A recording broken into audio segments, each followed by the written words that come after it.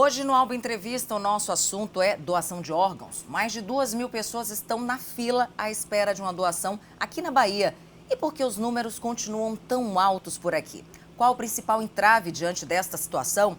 Aqui comigo a coordenadora da Central de Transplantes da Bahia, Carolina Mello. Carol, muito obrigada pela sua presença aqui, viu? Já começo te fazendo uma pergunta, né?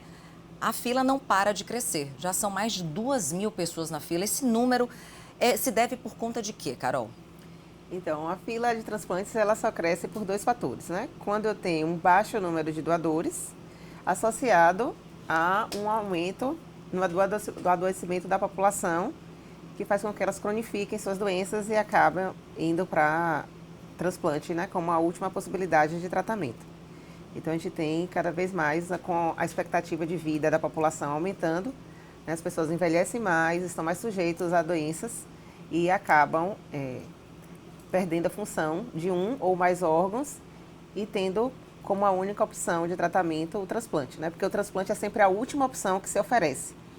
Primeiro, as equipes médicas, elas tentam outras possibilidades de tratar esse paciente, e quando nenhuma dessas, né, dá o resultado esperado, esse paciente acaba, quando há condição, indo para a fila de transplante. Agora a gente tem mais de 2.000 pessoas aqui na Bahia, né? Mas tem gente que vem de fora para cá. Como é que funciona isso? As pessoas que vêm de fora e, na verdade, como é que vocês que são da Central de Transplantes, vocês colocam a urgência naquele paciente que está na fila e que necessita, às vezes, de mais rapidez, né, da receptação daquele órgão do que o outro, que pode estar na fila muito mais tempo do que ele? Então, o critério, né, para a seleção dos órgãos, a gente chama de alocação, eles dependem do órgão que o paciente está esperando. Então, por exemplo, a fila do fígado tem um critério para definir quem vai ser o primeiro, o segundo, o quinto, o décimo. A fila do rim vai ter outro, o coração vai ter outro, né? E assim, cada órgão vai ter o seu critério. Isso tudo está determinado na legislação brasileira. Então, assim, por exemplo, o fígado, o critério é a gravidade da doença, é o risco da doença matar aquele paciente. Então, quanto maior for este risco, isso aí é mensurado, né, através de um score, uma nota de gravidade que é atribuída através do cálculo feito com lançamentos de exames. Tá? Então, quanto maior essa nota for, que a gente chama de MELD, quanto maior este MELD for, né, mais grave e maior risco de morte esse paciente tem pela doença hepática dele. Então é uma central, né? Funciona tudo no sistema ali informatizado, na mesma hora, online. Então, a partir do momento, era essa dúvida também que eu acho que eu tenho, e não só eu, mas muita gente. A partir daquele momento, aquela pessoa está na fila, como é que o pessoal da Central de Transplantes vai saber que aquele paciente ficou pior de saúde, o estado dele, né? Para ele receber logo o fígado, o rim. As equipes de transplante é que atualizam esses cadastros. Então, são eles que informam se o paciente agravou, se melhorou, se ele está apto, se ele não está. Porque, às vezes, eu tenho um paciente que ele está na lista, mas naquele momento ele não tem indicação de transplantar. Né? Por exemplo, agora na pandemia, a gente tem paciente que estava na lista, foi contemplado com órgão, mas ele estava com Covid positivo. Então, naquele momento, ele não podia, ele estava inapto para receber o transplante. Depois que ele tratar o problema dele, ele volta a concorrer às doações. Tá? E a Central de Transplante fica sabendo disso através do sistema. Existe um sistema do Ministério da Saúde, que é o Cadastro Único de Receptores. E toda vez que eu tenho um doador, a gente lança, né, a Central lança os dados desse doador no sistema e solicita o ranking, ou seja, a seleção dos receptores que são aptos com aquele doador. E a gente segue rigorosamente aquela ordem da lista. Então, a lista é gerada eletronicamente. Sim, aí com exceção de exames, né, que vão dizer se o paciente melhorou ou piorou, aí ele pode subir ou ficar um pouco mais... Ou descer, ou ficar onde ele está, né? Depende muito, como eu falei, do critério do órgão que ele está aguardando. E ele chegando ao momento dele receber esse transplante, como é que é feita essa comunicação? Aí a Central de Transplantes comunica para a equipe médica que listou esse paciente, né? Então, vamos supor que seja um paciente do Hospital Ana Nery, aqui em Salvador. Então, vai ser comunicado à equipe do Hospital Ana Nery e essa equipe é que vai comunicar ao seu paciente. E aí ele vai orientar o paciente, né? Ir para o hospital internar, fazer exames pré-operatórios de urgência. Porque precisa ser rápido, né? A partir do momento que se tem, vamos colocar agora Cibele lá em cima na lista de fígado, né? Vamos colocar Cibele lá em cima na lista de fígado. Automaticamente a central liga para quem está, né, ligado com Cibele, o hospital esse, o hospital aquele, e já, ó, próximo é você. A gente está recebendo, é assim, a gente vai receber um rim agora, um fígado por agora, tem previsão, teve uma morte encefálica, então aqui no hospital tem essa previsão. É mais ou menos assim, porque tem que ser muito rápido, né? A gente, assim que a família autoriza, esses exames, né, todos os dados do doador são lançados no sistema do cadastro único do Ministério, e a gente informa para as equipes transplantadoras que uma família autorizou e que tem a possibilidade, a programação de uma doação para X horas. E aí a equipe vai avaliar esses dados, ver se de fato esses órgãos que estão sendo doados, eles são viáveis para ser transplantados. Se for, eles dão um ok, né, um aceite para a central, e a gente fecha o horário da logística, que vai ser o horário da captação, que vai ter que ser tudo combinado com o transporte desse órgão, com o horário que a equipe de transplante vai estar disponível no centro cirúrgico, né, a equipe de anestesia, tudo tem que estar pronto, porque esses órgãos ele tem um tempo limite que a gente chama de tempo de isquemia fria. É o tempo que ele pode ficar dentro da caixinha com gelo. Então, a depender do órgão, pode variar aí de 4, né, até 40 horas. Então, o rim, por exemplo, é o órgão que mais espera. O rim? O rim. Ele fica lá na caixinha, é o que mais consegue ficar esperando. Por incrível que pareça, é a fila que tem maior quantidade de pessoas à espera de um rim, né? Sim, sim. No Brasil inteiro, né, o rim é o órgão mais demandado. Por que isso? Porque o paciente que tem a doença renal crônica, ele não morre porque ele perdeu a função do rim, porque ele pode fazer hemodiálise, né? Ele tem uma máquina, né? Hoje uma terapia que você pode, através da máquina, substituir a função do rim. O que a gente não tem, infelizmente, para outros órgãos, como o coração, o pulmão, né, o fígado. Então, o paciente que precisa desses outros órgãos, ele já tem um tempo, né, digamos assim, um prazo para ficar na lista esperando muito menor do que o paciente que tem a doença renal, porque ele pode dialisar. Então, ele pode ficar 3, 4, 5, 10 anos, né, na fila, ou até não na fila, mas ele fica um tempo fazendo diálise e depois ele entrar na fila. Mas os outros órgãos, o tempo já é menor. E você falou que tem um tempo muito curto, que varia de 4 a 40 horas, para que a pessoa seja transplantada, né? Que saia aquele órgão daquela pessoa, né? Que infelizmente veio a óbito e chegue para outra pessoa para ter vida, né? Quem sabe dar uma esperança para aquela pessoa. 4 horas seriam que órgão? Seria que órgão? O coração. O coração, ele é o órgão que sofre muito com a isquemia, né, com a ausência de oxigênio circulando ali, porque não tem circulação, não vai ter sangue mais circulando. Bombeando, né? Enquanto ele estiver ali. Então, a equipe tem 4 horas para, entre a hora que ele para de bater no peito do doador, que é a pessoa que morreu, até a hora que ele volta a bater no receptor dele, né, no novo dono dele, digamos assim, a pessoa que está recebendo esse coração. Então, precisa ser tudo muito bem organizado. São né? 4 horas, mas, gente, só mesmo no ar, né, para fazer isso, né, sim, com sim. o trabalho da UTI aérea, para transplantar esses órgãos, né, na verdade, para trazer, né, fazer o traslado desses órgãos, porque não tem como, embaixo aqui na Terra não tem como a gente fazer esse trajeto, por conta, né, dos congestionamentos. E como é isso, né? Sai, pega, coloca, é acondicionado como? É uma gincana, né? É uma maratona. E a gente aqui na Bahia, gostaria de aproveitar para agradecer, a gente conta muito com o apoio do grupamento aéreo da Polícia Militar, né, de toda a equipe da aviação da Casa Civil, também, que é quem hoje possibilita que a gente possa fazer captação, não só de coração, mas de outros órgãos, aqui em Salvador e no interior do estado. Hoje, na Bahia, qualquer região do estado, a gente tem equipes prontas para fazer diagnóstico de morte encefálica, entrevistar as famílias. Então, Barreiras, em Teixeira de Freitas, lá no extremo sul, Juazeiro, no norte do estado. Em qualquer município hoje, né, se a família autorizar, uma equipe vai se deslocar até lá e vai fazer a retirada desses órgãos e trazer para Salvador para ser distribuído para o centro que vai transplantar. E isso só é possível porque a gente conta, né, com todo o apoio da Casa Militar e do grupamento aéreo. Então, eles que disponibilizam tanto as aeronaves tipo jato como os helicópteros. Gente, eu imagino a atenção de vocês, né? Corre, vai pra cá, não, você andou demais. Gente, eu já imagino essas coisas. Agora me conte, e em relação a não só ao trajeto que precisa, claro, mas as pessoas que estão nessa fila, né? Elas estão com ansiedade, né, para tentar ter esse órgão, né, que falta nela, que está deficiente nela, que seja logo transplantado. Como é que é feito? Elas têm um acompanhamento também, assim, psicológico? Vocês mesmos da central entram sempre em contato? Calma, tá chegando, você está em tanto na lista? Não, a central de transplantes, ela não costuma fazer contato com os receptores. Essa função são das equipes de transplante. Então, as equipes, eles contam com o serviço social, com profissionais da psicologia, da enfermagem, equipe médica, que faz todo esse acompanhamento, né? Eles têm rotinas, lá, consultas de rotina, e esses receptores, eles são atendidos, né? Para que minimize essa ansiedade da espera, o medo de morrer, né? Também que esclareça dúvidas sobre o transplante, como é que vai ser na hora que o órgão chegar, como é que eu vou conseguir chegar no hospital, no pós-transplante, quem é que vai cuidar de mim, quais remédios eu vou tomar. Então, tem muitas dúvidas. E aí as equipes transplantadoras, elas fazem, né, esse papel de estar acolhendo esse receptor e também esclarecendo essas dúvidas.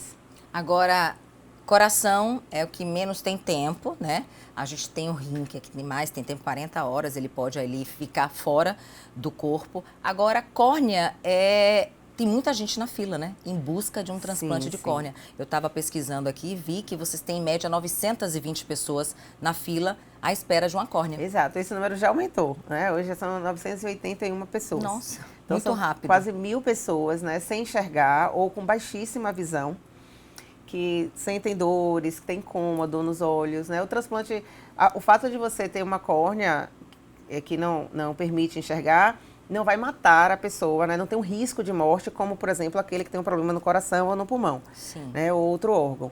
Mas ela tem uma qualidade de vida reduzida.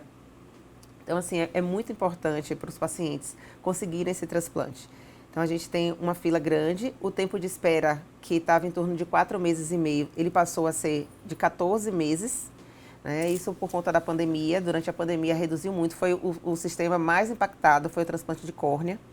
Então, a gente está agora numa força-tarefa para a gente retomar os números pré-pandemia, né, para que esses pacientes possam transplantar o mais rápido possível, né, que eles voltem a enxergar. É muito legal quando a gente ouve, né, as histórias dos pacientes. Esses dias a gente recebeu um vídeo de uma adolescente que transplantou, né, ela super feliz, né, assim, olha, eu abri o olho e eu consegui ver a televisão.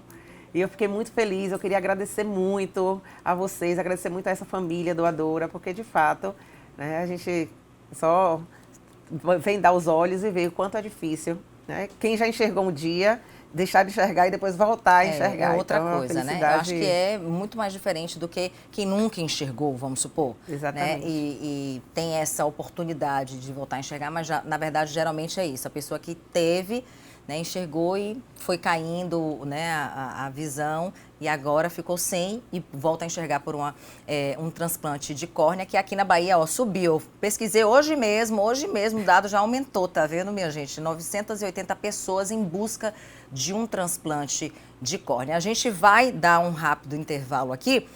Logo mais eu vou voltar a bater um papo aqui com Carolina Melo, ela que é coordenadora da Central de Transplantes aqui da Bahia, para falar como está a negativa familiar. Baixou aqui no estado ou não? Porque já foi a Bahia o último estado do país em doação de órgãos por conta da negação da família. Estamos de volta aqui batendo um papo sobre doação de órgãos. Olha, na próxima semana é Semana Nacional de Doação de Órgãos, aqui dia 27 de setembro. E a Carolina Melo, que é a coordenadora da Central de Transplantes aqui da Bahia, vai explicar um pouquinho melhor sobre isso, Carol. Mas antes, a gente deu um intervalo falando sobre a negativa familiar. Quero que você explique o que é a negativa familiar, né, para quem ainda não entende desse assunto e se ainda é o principal entrave para a doação de órgãos aqui na Bahia.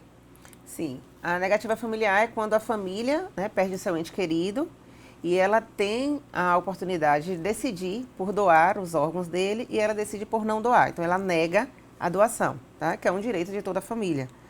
Sempre eu costumo dizer que a gente não pede os órgãos, né? A gente dá para as famílias o direito que elas têm de decidir por doar ou não. Então, por isso é importante que em vida as pessoas conversem com seus familiares, porque facilita, né, que no momento de perda, no momento de dor, a família tome essa decisão. E, infelizmente, ainda é o principal entrave, não só na Bahia, mas em todo o Brasil, né, a principal causa para não se efetivar doadores, não ocorrer doação, ainda é a negativa familiar. Então, as famílias ainda negam acima da média. Agora, a negativa familiar, basicamente, é por conta de quê? Por conta de religião? Por conta do quê? Então, são diversos motivos, né? Mas, assim, o que mais aparece lá pra gente, nos relatórios, são a falta de consenso entre os familiares, ou seja, uns querem, outros não querem, e eles não conseguem entrar em consenso.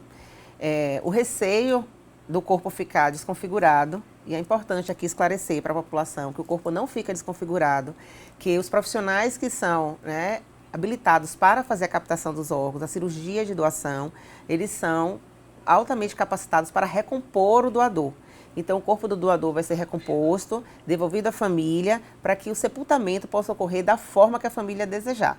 Não precisa ficar com o caixão fechado, né? Não tem problema nenhum, não vai haver nenhuma desconfiguração, nem nos olhos, nem no tórax, no abdômen, e nenhuma parte do corpo desse doador. Porque ainda tem muito, né? As famílias têm muito esse receio. Acham que a pessoa, né, vai tirar a córnea, né, do parente, né, morto, e vai ficar tipo buraco, né? Exatamente, não vai ficar, né? Os olhos vão ficar fechados, da mesma forma que ficaria se ele não tivesse doado. Então, a gente tem todo esse cuidado de fazer a recomposição do corpo desse doador, tá?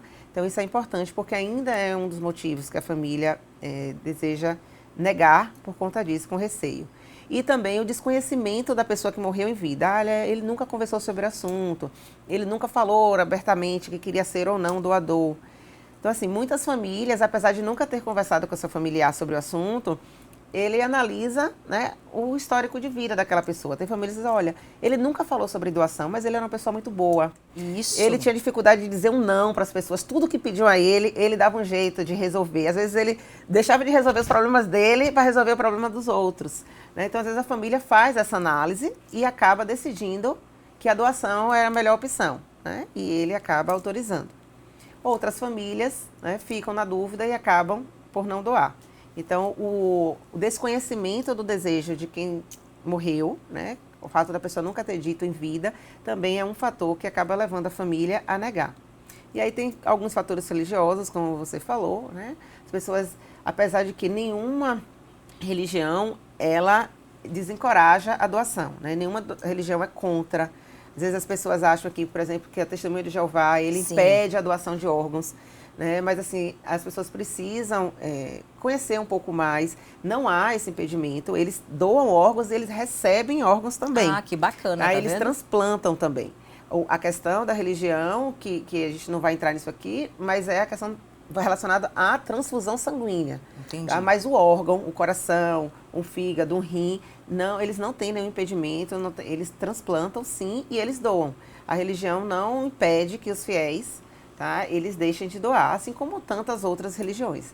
Então é importante que as pessoas, né, esclareçam suas dúvidas. Eu acho que, na verdade, existe muita dúvida. E muitas vezes as pessoas deixam de doar ou de se declarar doadores por causa de dúvidas, de alguns tabus. Né? E então eu acho muito importante isso que a Carolina Mello está falando aqui em relação à importância de você, em vida, dizer, olha, eu quero doar, viu? E mesmo aquele parente que veio a óbito e que não avisou, ou o parente mais próximo acha que ele não disse nada, enfim, sobre o assunto, só você ter uma perspectiva de quantas vidas ele, seu parente querido, que trazia tantas alegrias em vida aqui, vai dar para outras pessoas, né, Carol? Exatamente. É mais ou menos o quê? Uma pessoa vindo a óbito, o que é que pode ser retirado dela para dar de oportunidade de vida para outras pessoas? Então, cerca de 8 a 9 pessoas podem ser beneficiadas com um único doador. Então, você tem as córneas, né? Para quem não sabe, a córnea é uma membrana transparente que cobre a parte colorida do nosso olho. É como se fosse uma película do nosso celular. Então, quando ela é danificada por algum motivo ou uma doença, por exemplo, a ceratocone, que é o mais comum e que é uma doença muito incidente, inclusive aqui na Bahia, tá? Porque a gente tem uma radiação solar muito grande e a ceratocone é uma doença que faz a córnea da pessoa ficar na forma de cone, ela vai afilando. Nossa! E ele vai perdendo o campo de visão. Entendi. Então, chega um momento que essa pessoa trata com lente rígida, não tem resposta, ela precisa fazer um transplante, tirar essa lente que está, né, danificada, que está em forma de cone e colocar uma lente, uma córnea, desculpe, nova, né? nova. Ou então, diferente. Aí o principal motivo que leva as pessoas. Traumas também, né? Às vezes carnaval, soco, né? Já teve alguns pacientes que levaram um soco no olho e aí Perderam a visão. lesionou a córnea. Uso mal feito de lente de contatos, né? Falta de higiene com a lente de contato, coça o olho com a mão suja e aí acaba também fazendo uma infecção. Enfim, tem vários motivos. Então, essa pessoa, ela precisa fazer uma cirurgia super tranquila e a doação também. Tá? Ela não demora muito, em torno de 1 hora. A partir do momento que a família assina o termo de autorização, gente, com 1 hora, rápido. o corpo do doador já está liberado. Então, por isso é muito importante também que as pessoas saibam que não precisa deixar nada escrito, não precisa colocar na identidade lá. Né? Que é muito comum, precisa falar para a família. Uhum. E entender que a doação é um ato de amor. Né? A gente precisa compreender e pensar que qualquer um pode precisar. Né? Se você sair fazendo uma pergunta, uma enquete com todos os pacientes que estão em lista, ninguém imaginava que um dia ia estar lá. Né? Eu tenho pacientes de 1 ano a 80 anos de idade hoje na fila. E muitos pacientes jovens, a maioria dos pacientes eles têm entre 30 e 50 anos. Então são pessoas que estão na idade ativa, são pessoas que deixam de trabalhar, pessoas que deixam de estudar, porque foram acometidos por uma doença que ele não esperava nunca que isso fosse acontecer. Então qualquer um de nós pode precisar. Sim. Então é só a gente fazer aquela reflexão. Se eu precisasse, minha filha, meu pai, minha mãe, eu gostaria de ter alguém que doasse, né? Porque assim, a pessoa faleceu. Aqueles órgãos ali não tem mais serventia. É isso, né? minha gente, não tem mais serventia nenhuma, então não Nenhuma. tem por que a gente continuar nessa negação, nessa negativa de, ele não falou, mas se ele, poxa, porque, gente, a gente está se falando de vidas, e olha quantas vidas a Carolina falou aqui, que podem ser salvas pelo simples gesto de que a pessoa que está ali, o parente, ou seja mãe, pai, irmão, tio, filho, não vai mais estar entre a gente, mas vai estar entre a gente. Sim, com certeza. Não é, Carol? Vai estar entre a gente, sim, entre 10 pessoas que a gente pôde trazer a vida de volta. Exatamente. É como se a pessoa fosse um herói, né? Morresse sendo um herói. Porque Exatamente. ele parte, mas ele deixa aqui uma sementinha, né? Ele deixa outras pessoas ganhando anos de vida ali, né? Tem pacientes que têm 17, 20 anos de transplante, que casaram, que gestaram, né? Eu conheço uma moça, por exemplo, que ela transplantou o fígado aos 17 anos ainda, né? Ainda no final da adolescência. Hoje ela é uma mulher de mais de 30 anos, ela casou, engravidou e teve um casal de gêmeos. Né? Ela tem dois menininhos, 2 crianças de 3 anos e tantas outras. Homens também que casaram, que tiveram filhos, que foram para a faculdade, estudaram, né? Tiveram uma profissão nova. Então, tudo isso só é possível porque alguém disse sim. Né? Uma família ali no momento de dor, né? Que a gente imagina que seja uma dor, né? Imensurável, perder a pessoa que você ama, mas a gente conseguir, né? Fazer essa doação e salvar outras vidas, eu acho que ressignifica essa dor. Né? Faz com que você transforme aquele momento de tristeza, de dor, em algo bom lá na frente. Acho que isso é muito importante. E transforma mesmo, né? Você deve ter muitas respostas positivas nesse sentido, né? E como é que está a negativa familiar aqui? Diminuiu? Que já fomos o estado com maior negação, né? Negativa, na verdade, para transplantes de órgãos aqui. Diminuiu, né? Nos últimos 10 anos, a negativa ela veio em queda, né? Uma queda bem importante. Nós já tivemos 80%, chegamos a 57% no início de 2020, mas aí veio a pandemia e nós fomos impactados pela pandemia de forma negativa. Né? Então, assim, durante o último ano, a gente teve a maior negativa dos últimos 10 anos, que chegou a 68%. Mas isso seria por quê, Carol?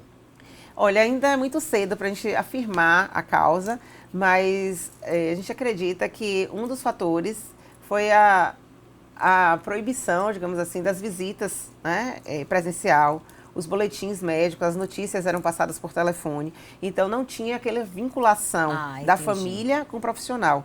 E muitas vezes o primeiro momento da família no hospital era o momento para receber a notícia da morte do seu ente querido. Então, a gente acredita que isso dificultou muito. Sim. E também tem o caso das famílias, elas, quando sabia que o seu ente faleceu, ela queria finalizar logo aquilo ali, ela tinha medo de se deslocar, os sepultamentos eram mais restritos, né? Sim. Então, teve várias situações que modificou esse luto, a elaboração do luto.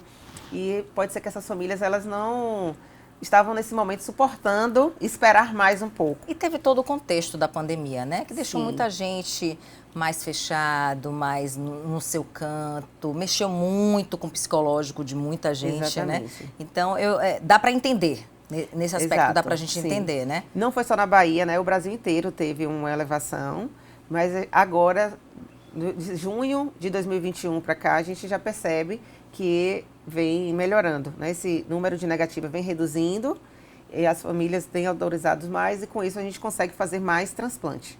E falando em transplante, quanto é que de transplante a gente já fez aqui na Bahia esse ano? Então, esse ano nós já efetivamos, até 30 de agosto, 61 doações, né, de múltiplos órgãos. Cada doador desse doou entre 3 e 5 órgãos diferentes. Tá? Então, a gente já conseguiu efetivar mais de 700 transplantes, né, entre córnea, fígado, rim, transplantes de pele também foram realizados. Todos alguns. feitos aqui na Bahia? Sim, todos aqui na Bahia.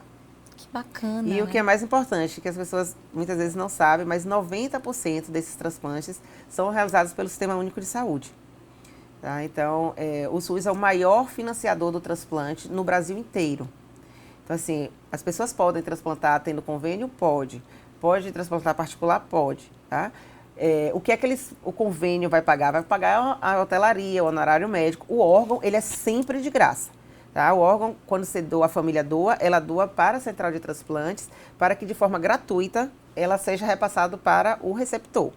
Tá? Mas ainda assim, ainda tendo essa possibilidade da pessoa internar para transplantar e pagar a cirurgia dela com o seu convênio particular. Sem problema. Não tem Mas problema pode nenhum. também ir para um hospital público, Sim. um hospital, né? Que inclusive conveniado em ao SUS. hospitais filantrópicos e particulares, Sim, também tem. o SUS é o maior Atende. financiador. Aham. Tá? Então, assim, hoje no Brasil inteiro, 90% de tudo que se transplanta, ele é feito pelo SUS. Agora, aproveitando a oportunidade, aproveitando a presença da Carol aqui, que ela é coordenadora da Central de Transplantes aqui da Bahia, tem um convite a ser feito, né, Carol? A gente falou tanto de doação, tanto de ajuda, do que a pessoa pode fazer nesse momento de dor, né? A família que fica enlutada ali, que pode, né, tá com a cabeça, não quero doar, mas depois de tanta conversa, vai ver que realmente é uma excelente ação que ela vai estar fazendo, não só por ela, né, mas também pelo ente que veio a óbito. Semana Nacional do Transplante, Sim, da doação de órgão, né? Já é na semana que vem. Exato. Nós estamos no mês de setembro, onde se comemora o Setembro Verde, que é o mês de incentivo à doação de órgãos. E segunda-feira, a próxima segunda, dia 27 de setembro, é o Dia Nacional de Incentivo à Doação de Órgãos. Tá? É o dia onde a gente intensifica ainda mais as ações para que a população pense e fale sobre o assunto. Então, você que está em casa nos assistindo, né, publique nas suas redes sociais, converse com seu marido, com seus filhos, com seu pai, com seus irmãos, com seus colegas de trabalho, né? Grite para o mundo que você quer salvar vidas, que você quer morrer sendo um herói, que você quer ser um doador de órgãos. Isso não custa nada, né? Não dói e você acaba salvando vidas e doando amor, né? Eu sempre digo que quem doa, doa amor. Doa e quem amor. recebe, recebe muito amor. Porque todas as pessoas que doam, elas doam com o desejo de que esses órgãos sejam aproveitados da melhor maneira possível, né? E a gente só muita doa energia aquilo positiva. que a gente tem, né? Exatamente, eu acredito muito nisso. Você só doa o que você tem. Exatamente. Então, pense sobre o assunto e junte-se a nós nessa campanha, dia 27. Deixe sua rede social verde. Né? Diga para todo mundo que você é um doador de órgãos. Eu já vou encerrar essa entrevista aqui, já agradecendo a você, Carol, por essa participação aqui, por esses esclarecimentos e dizendo, viu? Não precisa nem mais minha família ficar sabendo, já estou dizendo em rede social aqui, em emissora, eu sou doadora de órgão, viu? Seja você também um doador de órgão e aproveite esse momento para falar para sua família, para seus parentes mais próximos e fazer com que uma vida funcione e várias vidas. Obrigada, viu, Carol? Eu que agradeço a oportunidade. Obrigada. A gente vai ficando por aqui. TV Alba, aqui com vocês, a TV da Casa do Povo.